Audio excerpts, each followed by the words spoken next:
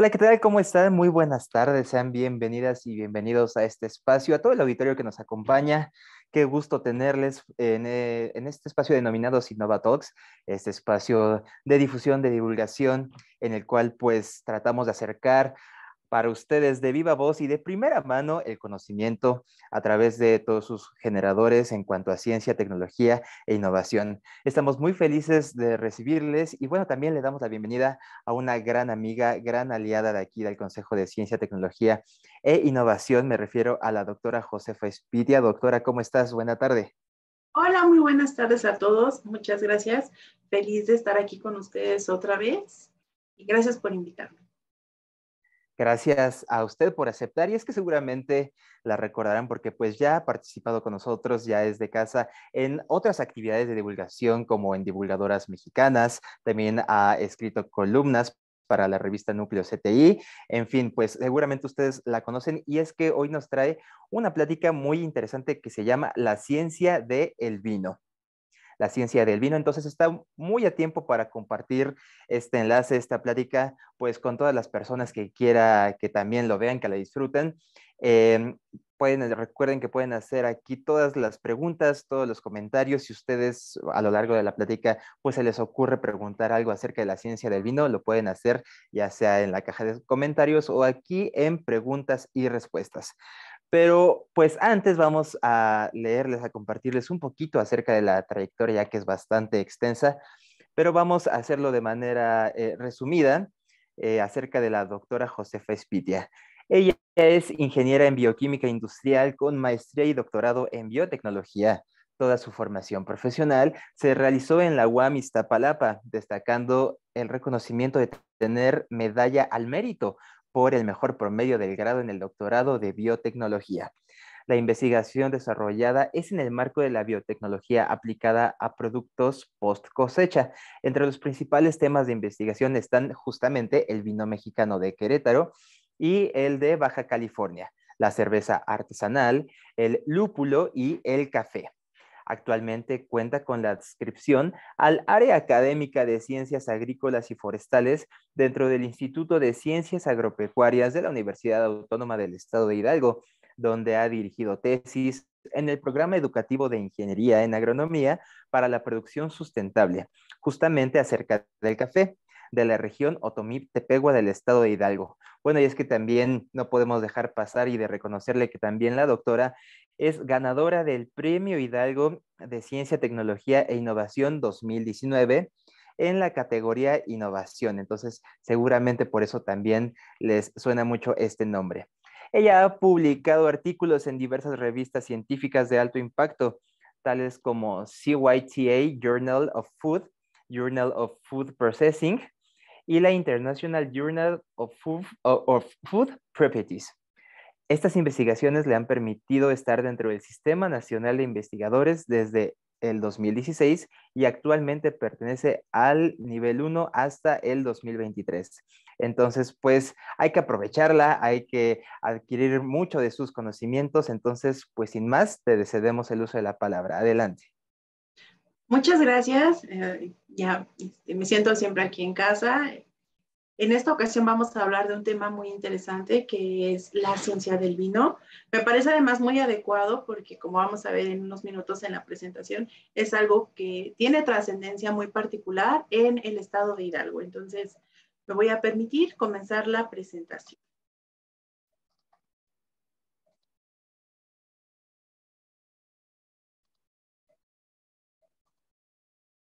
Aquí. Ah, por favor, ¿podrían comentarme si visualizan la presentación? Claro que sí, se visualiza muy bien su presentación, Perfecto. doctora. Muchas gracias. Pues bueno, como les comentaba, esta plática va a tratar de la ciencia del vino. Actualmente pertenezco al Instituto de Ciencias Agropecuarias de la Universidad Autónoma del Estado de Hidalgo. Gracias a Citnova por esta invitación.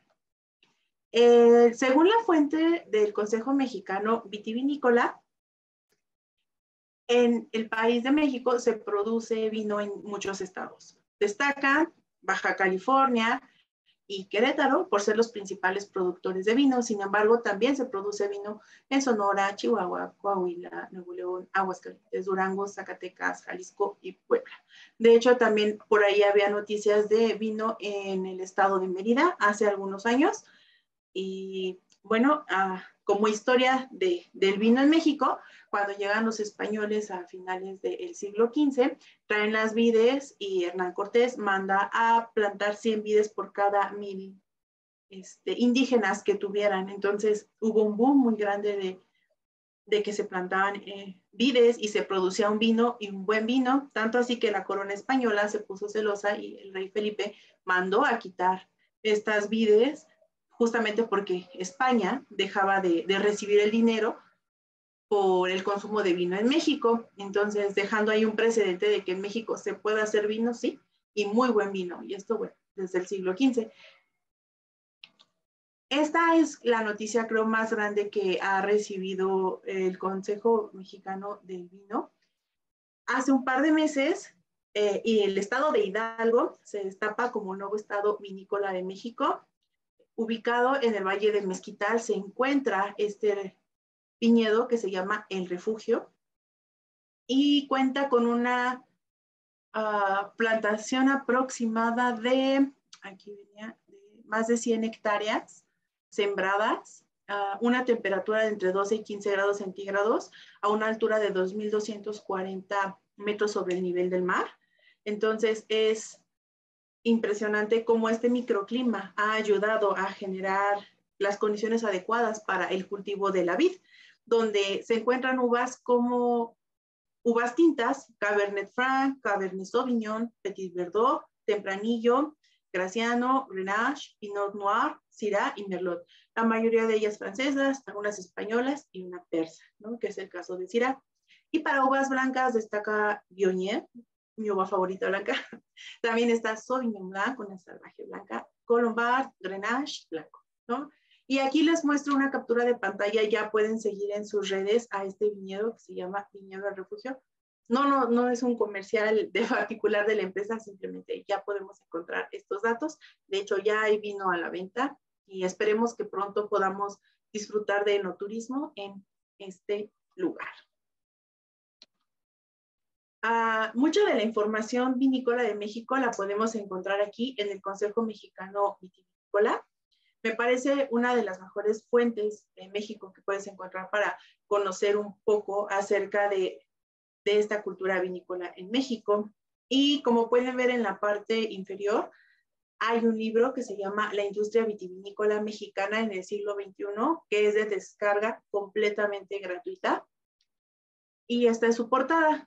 Es una colaboración con, me parece, Sinvesta, ¿no? Entonces, ahí los invito a que visiten este recurso, lo descarguen y lo visualicen. Tiene estadísticas, las más recientes y toda la información es muy útil y muy variada.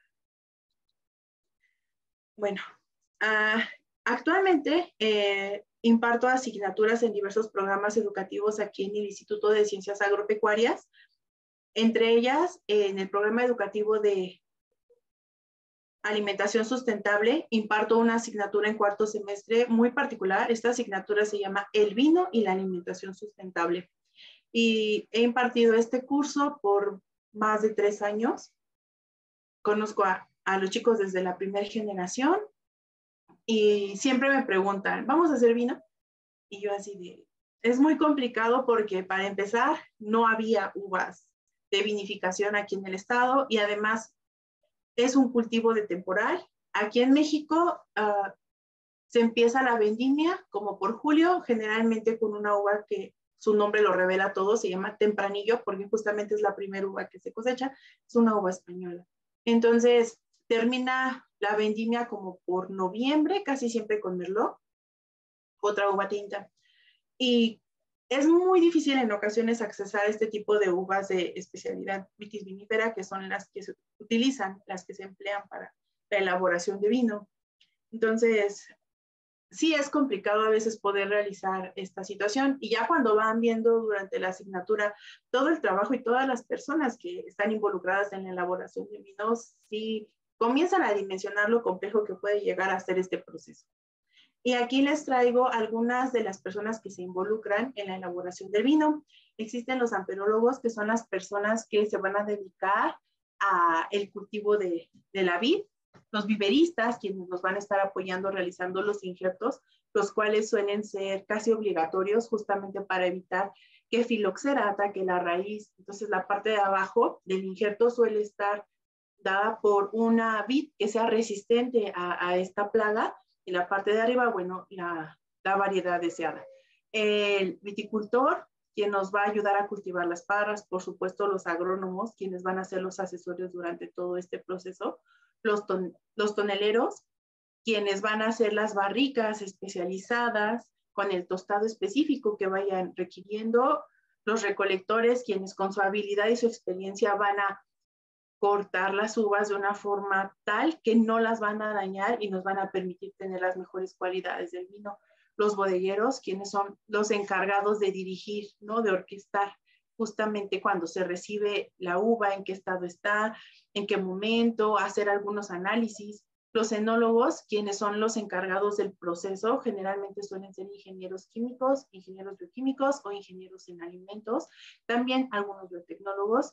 Van a estar los sommeliers, quienes son los encargados de hacer, por ejemplo, los ensambles o pash, como los podemos encontrar, las mezclas de los diferentes vinos, y los catadores, ¿no? Quienes nos van a estar apoyando directamente en la promoción y en la compraventa, ayudándonos como consumidores a elegir un vino que nos pueda gustar. Entonces, si se dan cuenta, y estoy segura que aquí faltan personas, ¿no? Que nos apoyen en la elaboración del proceso del vino, y cada uno es el expertise y todos se ayudan para poder elaborar un solo vino.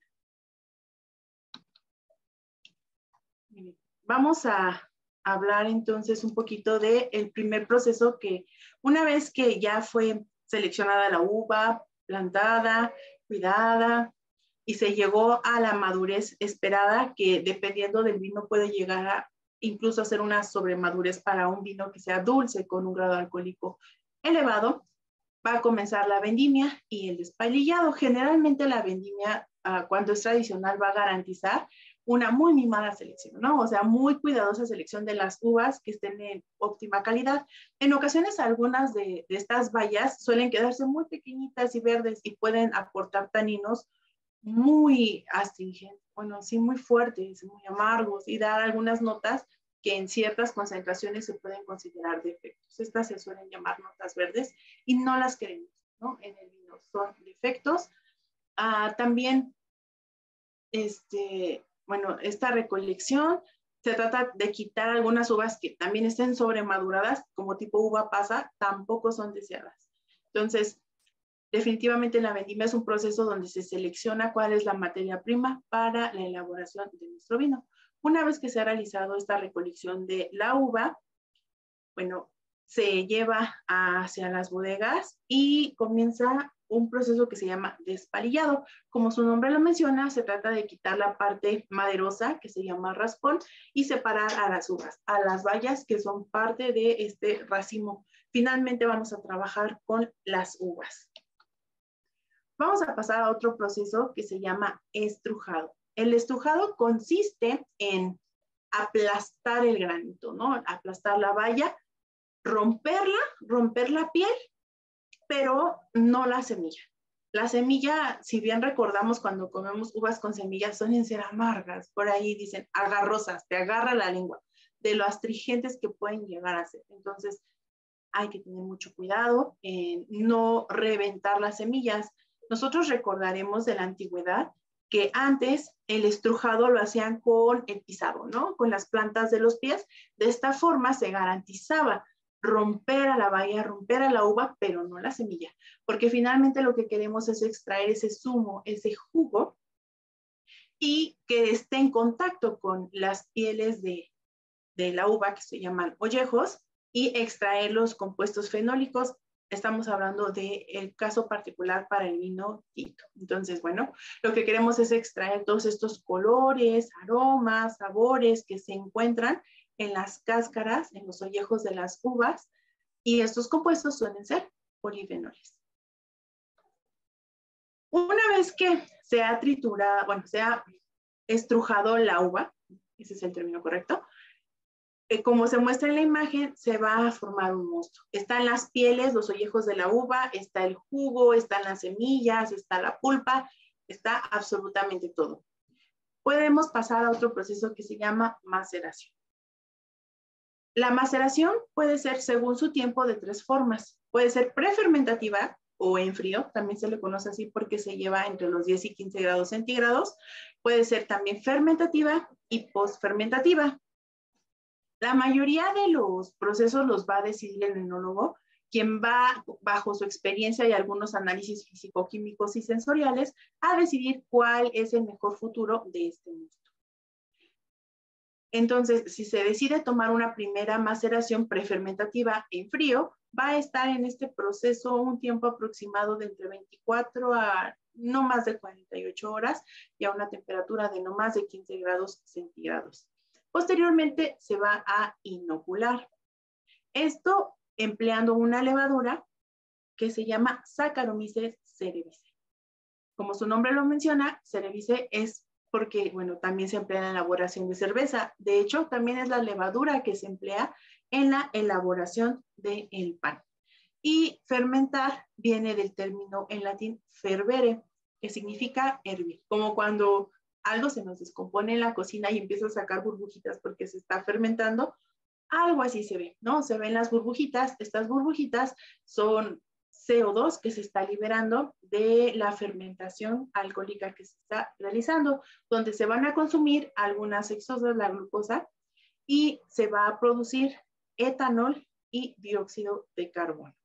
Esta fermentación alcohólica es un proceso catabólico donde el último aceptor de electrones es el etanol, algo diferente al oxígeno, por eso es una fermentación. Una de las cosas más importantes que suceden en este proceso de fermentación, como se muestra en la imagen, es que las burbujas van a empezar a subir. Como les comentaba, se va a ver como si estuviera hirviendo. Este proceso se lleva aproximadamente a 30, 35 grados centígrados, que es el óptimo en el que la levadura Saccharomyces cerevisiae realiza esta fermentación. Estas burbujas, cuando empiezan a subir, tienden a subir los ollejos, es decir, la cascarita de las uvas, y a formarse como si fuera un sombrero, tal cual en la parte superior del tanque de fermentación. Sin embargo, este proceso no ayuda a que se lleve a cabo la difusión de los compuestos polifenólicos que queremos que estén en el vino. Además, se puede llegar a secar y pueden llegar algunos microorganismos oportunistas, por ejemplo, Acetobacter, y generar algunos defectos. Por lo tanto, se emplean unas metodologías que se llaman bazuqueo y remontados, donde vamos a tomar un poco de líquido de abajo y verterlo en la parte superior cuando es un remontado, y bazuqueo cuando se mueve directamente con algún aparato mecánico como se está mostrando en la imagen. Esto va a ayudar a mezclar y a aumentar la difusión de este tipo de compuestos, y es una difusión forzada porque ya está llevando a cabo una fuerza mecánica. Lo que les comentaba del tipo de maceración, bueno, por definición, este proceso de maceración se produce cuando el mosto entra en contacto con los ollejos, como lo hemos mencionado, la pulpa y bueno, todo dentro del mismo depósito, con el objetivo de que estos compuestos aromáticos o de textura en boca o de pigmentos, que todos estos se encuentran en la piel, pasen hacia el mosto, ¿no? Que será el futuro vino. Comienza a hacerse la fermentación, comienza a generarse etanol, y de hecho la constitución del jugo, que ahora ya va a ser el vino, va a ir cambiando desde 0 grados de alcohol hasta aproximadamente unos 14 grados de etanol como máximo, es lo que podemos encontrar básicamente en los vinos, vino tinto en particular. Entonces, esta nueva solución hidroalcohólica va a ayudar a la extracción de los compuestos fenólicos de los ollejos y de las pieles hacia nuestro vino, que es algo que queremos. Como les comentaba, si se realizó una fermentación prefermentativa, duró entre 12 y 48 horas para los vinos tintos, pero no más de 24 horas para los vinos blancos. Si se hace una fermentación con maceración fermentativa, va a ser una duración de entre 3 y 10 días. Algunos enólogos deciden hacer una fermentación postfermentativa, una maceración postfermentativa. Esto va a ir en función de los aromas deseados y se va a ir controlando a través de una cata. Sin embargo, no es algo que se haga de forma recurrente, ya que cuando extraemos ciertos compuestos de los ollejos durante la maceración, tomando en cuenta que es postfermentativa y ya estamos hablando de una solución hidroalcohólica, la cantidad de estos compuestos puede llegar incluso a generar aromas y compuestos no deseados que son de efecto. También existe un segundo método para la maceración y esto va a depender de el tipo de método que se esté empleando tal cual. Existe un vino que se hace en Francia que se llama Beaujolais, que es de la misma región, donde, bueno, hace mucho tiempo tuvieron ahí una enfermedad con un hongo que se llama Botrytis cinerea, y se llama cinerea porque parece ceniza, como le dice su nombre. Entonces, la uva se cubre de este hongo que parece que se cubrió todo de ceniza y ya no sabían qué hacer. Ellos deciden hacer una maceración carbónica, colocan los racimos completos con la parte maderosa, con el raspón todo completo lo cortan, lo colocan y le inyectan ácido carbónico, y este es otro tipo de maceración. No es común, de hecho, pero sí es una metodología que se ha empleado y se obtiene un vino que se llama Beaujolais. Este vino suele tener una baja concentración de alcohol de 7 o 8 grados de alcohol y su sabor es muy, muy parecido al del jugo de uva. Entonces, sí tiene unas características muy peculiares y particulares que no vamos a encontrar en la mayoría de los vinos de mesa. Y la otra, que es la que generalmente se hace, es la maceración pelicular, que esta consiste en dejar en contacto los ollejos de la uva con el mosto, con el fin de que se empiece a fermentar, que es la maceración fermentativa que hablamos por el tiempo, y obtener todos estos compuestos de polifenoles que podamos extraer, que sean deseados. Como les comenté, un paso muy importante en la elaboración del vino es la fermentación alcohólica.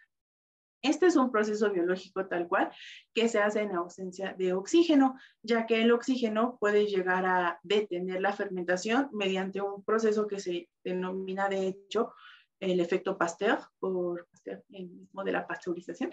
Entonces, él menciona que el oxígeno puede llegar a ser nocivo para la levadura Saccharomyces cerevisiae y para la fermentación. Entonces, siempre hay que tener cuidado de que esta fermentación se lleve a cabo en un medio nocivo. Y aquí les muestro una fotito de la levadura Saccharomyces cerevisiae. Viene de sácaro, que significa azúcar, y myces, que significa hongo, y cerevisiae por la cerveza, lo que les comentaba. Es un hongo unicelular, es un tipo de levadura que se emplea industrialmente para la elaboración de pan, cerveza, vino, pero también es el mismo responsable del pisco, el guaro, el tequila, el vodka, la bachata, bueno, de todos los fermentados que podemos encontrar de este estilo, etanólicos. Existen algunas variantes que van a limitar el proceso de la fermentación, como la concentración de etanol resultante. Cuando la concentración final del etanol en el vino supera el 20% los 20 grados gallos o alcohólicos, lo queramos mencionar, son equivalentes, pueden llegar a detener la fermentación. Creo que esta pandemia nos ha enseñado que el etanol puede llegar a romper la cápside o las paredes celulares de los microorganismos, entran y revientan todo y matan, ¿no? Entonces, finalmente, el etanol puede llegar a parar cierto comportamiento, en este caso la fermentación alcohólica, porque ya se vuelve un problema para la misma levadura. La acidez también va a llegar a detener el proceso de fermentación, ya que Saccharomyces cerevisiae trabaja mejor en un pH de 3.5 a 5.5, y el vino suele ser lo ácido respecto a este parámetro. Tiene un pH aproximado de 3.5, 3.4, muy similar, por ejemplo, al de la Coca-Cola. Y, por supuesto, la concentración de azúcares, cuando es muy alta, también puede llegar a detener este proceso. Otros de las limitantes importantes, como lo mencioné hace un momento, es la concentración del aire. Generalmente se debe de hacer sin oxígeno porque llega el efecto Pasteur y detiene esta fermentación. La temperatura es otro de los factores muy, muy importantes. Saccharomyces cerevisiae trabaja mejor a 30 grados centígrados, 35 a lo mucho, pero si llega a estar a 55 grados centígrados, por 5 minutos se para por completo la fermentación, y la fermentación alcohólica es un proceso exotérmico. Entonces siempre hay que tener mucho cuidado de estar vigilando la temperatura porque puede llegar a detener la fermentación y el mismo crecimiento de la cepa, ¿no? Aquí hay que ver que sea una fermentación del tipo desasimilativo, porque por ahí cuando se mueven los niveles de carbono o nitrógeno, se puede llegar a ser asimilativo. Esto quiere decir que lo que va a crecer es la cantidad de biomasa, pero no va a producir la cantidad de etanol que nos interesa. Entonces, aquí es donde entran los biotecnólogos y los bioquímicos y nos van a ayudar a dirigir este bioproceso. Posteriormente, algunos de los vinos van a pasar a una fermentación maloláctica. Esta fermentación es un proceso con el que se busca eliminar cierta acidez que puede llegar a ser molesta antes de pasar a la siguiente etapa que se llama crianza. Si bien es cierto que no todos los vinos van a pasar por esta fermentación, sí en ocasiones es necesario. Generalmente este proceso va a suceder o lo vamos a buscar en vinos que se han producido en regiones frías, por ejemplo, en Canadá o en la parte de Alsacia de Francia, en la parte de Alemania, ¿no? Y generalmente en vinos blancos. Sin embargo, también se lleva a cabo en vinos tintos. En Estados Unidos, en Oregon también, por ejemplo, o en algunos Chardonnay de California, se emplea este tipo de proceso. Esta fermentación, a diferencia de la fermentación alcohólica, que la lleva a cabo una levadura, aquí la lleva a cabo una bacteria que se llama Oenococcus oeni. Y se llama maloláctica porque va a pasar el ácido málico a ácido láctico.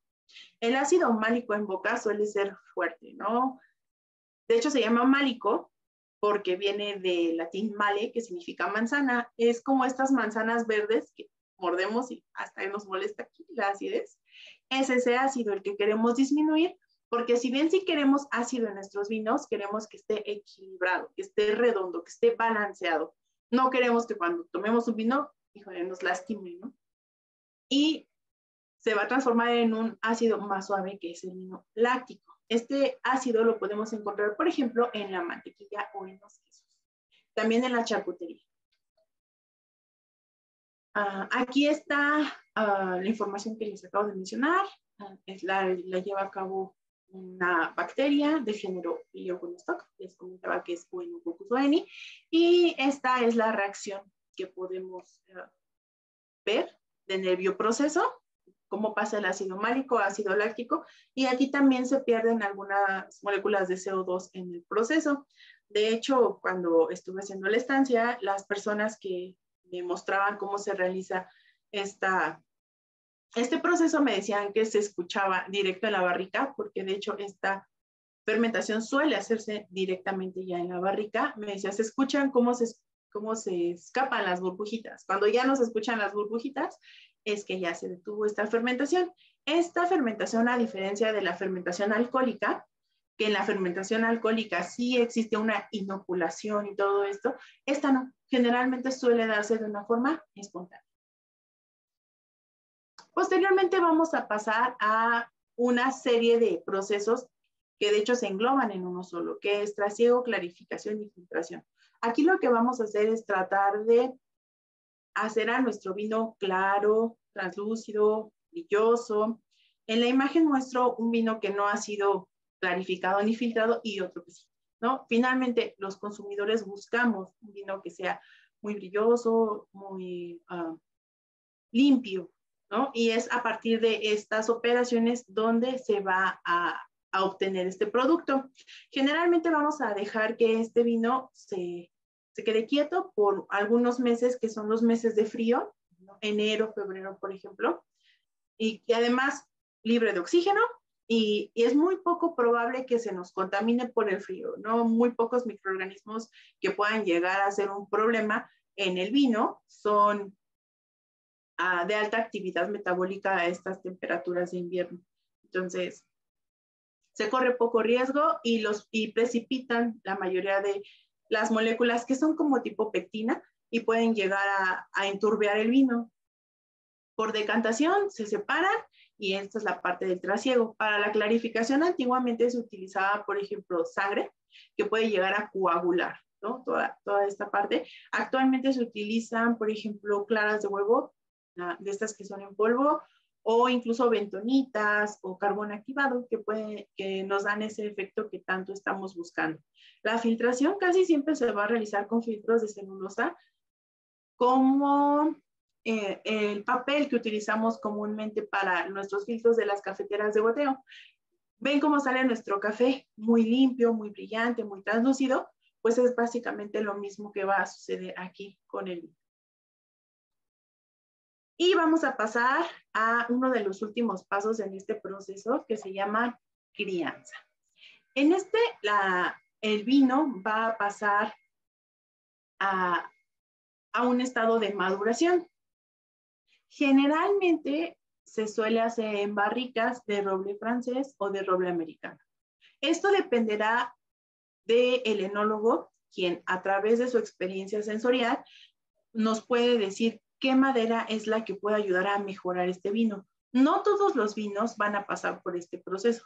Algunos pueden ser unos muy excelentes vinos jóvenes que van a darnos todo el sabor de la fruta y toda esa vividez que se busca, ¿no? En un vino joven, afrutado, con colores brillantes tipo piedras preciosas como el rubí o el granate.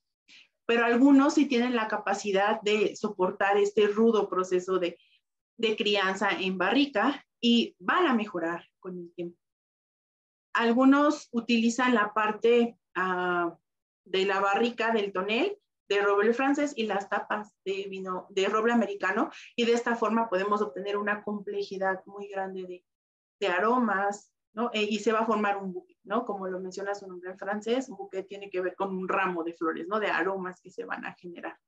Entonces, aquí va a pasar el vino cierta cantidad de tiempo en la barrica y cierta cantidad de tiempo en la botella. Cuando está en la barrica, generalmente la madera es porosa, va a tener un tostado, como lo vimos que lo hace el tonelero, medio alto bajo, y depende del resultado que se esté buscando mediante análisis sensorial, se va a tomar la decisión de qué tipo de barrica y qué tipo de tostado va a ayudar a mejorar este vino. Existen algunas metodologías alternativas, como lo es el caso del empleo de chips de madera, donde en lugar de colocar la madera, el vino en la madera, vamos a colocar la madera en el vino. Tal como cuando nosotros hacemos un té, cuando tenemos el agua y colocamos la bolsita y vemos cómo pasa la difusión de los compuestos del té hacia la bebida, de la bolsita del té, así va a pasar. Vamos a colocar la madera dentro del vino y va a pasar el efecto de difusión por ley de Fick y se van a extraer esos compuestos. Entonces, y aquí podemos variar muchas más cosas. Podemos cambiar el tamaño de la madera, las proporciones de la madera, los tipos de la madera, incluso meter diversos tipos de tostado y las opciones se vuelven infinitas. Posteriormente vamos a pasar al embotellado, que es el último proceso en la elaboración del vino. Aquí el vino va a terminar de tener una crianza, un envejecimiento del tipo reductivo. Mientras en la barrica era oxidativo por la microoxigenación, aquí es reductivo. Depende del enólogo y las recomendaciones que haga, se van a otorgar algunos distintivos, y estos distintivos van a cambiar, depende también del país, de las normativas internas y por supuesto la denominación de origen, que también otorgan algunos de estos países. Entonces va a tener un tiempo de guarda en la botella antes de poder salir a la venta. Como les comento, esto no siempre va a aplicar para todos los vinos, porque algunos se quedaron jóvenes, algunos se van a guardar 1, 2, 3, 4, hasta 5 años en barrica y 2, 3 más en botella. Pero bueno, esto ya va a depender de cada una de las particularidades del vino que se esté produciendo. Y bueno, les muestro un poco de la investigación que he realizado durante estos años Esta es de una revista que en su momento era mexicana cuando yo publiqué en esta revista, Cita Journal Food, que es el estudio multivariable de la evolución de la composición fenólica y de perfil sensorial en boca de un vino tinto mexicano variedad Merlot añejado en barrica versus en madera. Esto en mayo del 2014. Y después publicamos este artículo de aquí, que es identificación, cuantificación y análisis sensorial de ésteres y alcoholes en un vino tinto mexicano Merlot, donde se compararon el añejamiento de barrica y chips de madera utilizando un análisis multivariado. Esto en el Journal of Food Processing and Preservation. Esto fue en el año del 2017. Y este de acá es un capítulo de un libro derivado de un congreso, el Burman, que se llama Flavor Science, efecto de la temperatura durante el añejamiento en botella y el perfil, es que flavores, sabores y aromas, de la capacidad antioxidante del vino Ruby Cabernet, el vino tinto Ruby Cabernet, este es del estado de Querétaro. Y pues aquí les dejo mi contacto para los que gusten saber un poquito más del vino o quieran consultar los papers, cualquier duda o inquietud, este es mi correo.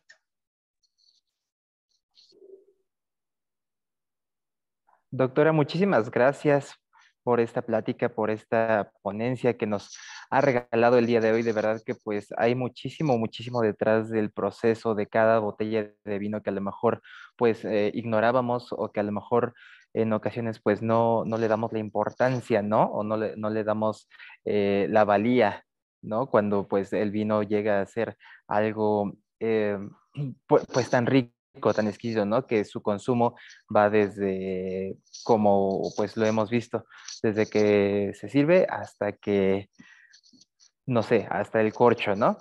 Entonces, pues de verdad que le agradecemos mucho, muchísimo. Yo me preguntaba, doctora, ¿por qué anteriormente en Hidalgo no se había como dado este paso en poderlo hacer como un estado vinícola? ¿Qué era lo que faltaba? Pues sí se había hecho cuando recién llegaron los españoles, ¿no? Como te había comentado. De hecho, los principales estados productores de vino estaban cerca justamente de Tenochtitlán. Era el Estado de México, era Puebla. Hay bebidas como el vino de Acajul, que de hecho venden aquí en Acasochitlán, ¿no? Hay una bebida de pulque con vino tinto que se llama castiza, que es de aquí de Zempoala. O sea, el consumo del vino en México, en Hidalgo particularmente, sí es ya de cientos de años, pero como te comento, desterraron al vino de México y me parece que también el alto consumo de otras bebidas alcohólicas fermentadas y destiladas, como es el caso de la cerveza y el tequila, desplazaron al vino un poco también como la parte social, que muchas personas dicen, no, pues un vino para celebrar, pues hay que celebrar diario, con mucho, mucho vino mexicano.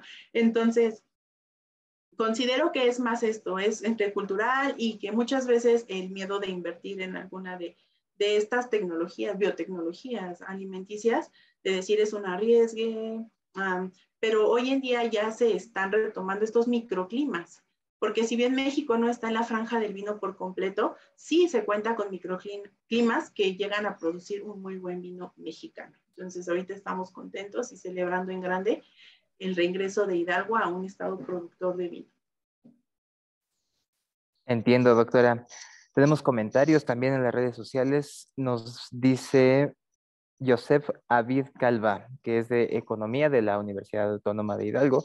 Felicidades por esta plática. Es un tema muy interesante para el desarrollo tecnológico y más de una industria como el vino. Muchas gracias. Un dato importante de la industria vinícola es que el 100% del vino mexicano que se produce se vende. La mitad se consume en México y la mitad se exporta. Y creo que muy pocas industrias pueden decir eso en México. Sí, es bastante, bastante interesante este dato, doctora. Asimismo, Raúl Octavio Martínez nos dice gran ponencia sobre el desarrollo tecnológico y la industria del vino. Víctor Hugo Espínola nos dice, buena tarde, no cabe duda, en Hidalgo no hay límites. Felicidades por tan interesante plática y felicidades al viñedo El Refugio. Muchas gracias. Y sí, todos estamos muy felices. Si alguien quisiera, doctora, incorporarse pues esta elaboración o acercarse a Viñedo del Refugio, ¿lo puede hacer a través de usted o usted tiene como No, esta... fíjate que, bueno, en lo personal les escribí y les voy a comprar vino, entonces apenas lo voy a comprar.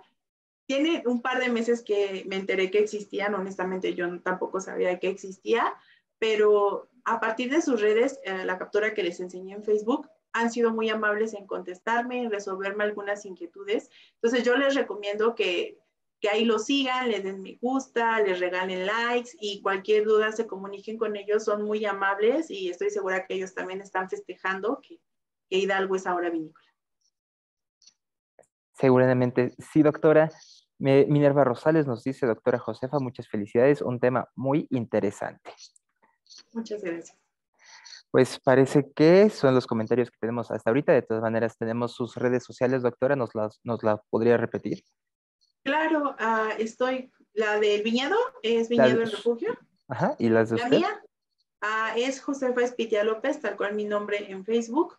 Y como catedrática Josefa Espitia también me pueden encontrar. Y mi correo es josefa-espitia, seguido de un número que es 111-53, uah.edu.mx. Y también si por ahí es mucha información, pues pueden escribir a Sidnova un inbox y yo sé que siempre nos apoyan. Así es, claro que sí. De igual manera, pues pueden acercarse a través de Citnova y con gusto les dijimos hacia la doctora Josefa. Pues muchísimas gracias por acompañarnos esta tarde. ¿Algo más que nos desee comentar al auditorio que nos vio esta tarde? Pues gracias por estar, gracias por el interés en el tema. Yo creo que todos queremos que nuevas industrias biotecnológicas surjan en este estado. Gracias a Citnova por el apoyo, al gobierno del estado que siempre ha estado ahí. Por supuesto, gracias a la Universidad Autónoma del Estado de Hidalgo, quien siempre ha apoyado el desarrollo de estos temas, particularmente a la gestión del Instituto de Ciencias Agropecuarias, quienes siempre me han apoyado en el desarrollo de todos mis proyectos. Y creo que hay una manita levantada de Minerva Rosales, no sé si le preguntamos. Así, no sé tiempo. Em, pues vamos a ver. Me parece que era el comentario de un tema muy interesante, doctora. Ok, muchas gracias. Sí, Gracias. y pues gracias a Citnova, quien nos ofrece estos espacios para poder hacer la divulgación científica. Aquí los esperamos en el Instituto de Ciencias Agropecuarias, en los diferentes programas educativos con los que se cuentan y pues bueno, biotecnología para todos. Biotecnología para todas y todos, así será. Muchísimas gracias, gracias al auditorio. Si desea volver a ver esta plática, pues lo puede hacer a través del canal de YouTube de Citnova o aquí mismo se queda grabada en el Facebook para si se le fue por ahí un dato o si la quiere compartir, pues lo puede hacer. Muchísimas gracias. Recuerden que nos vemos la próxima semana en otro Citnova Talks. Hasta luego, buena tarde. Buenas tardes, hasta luego.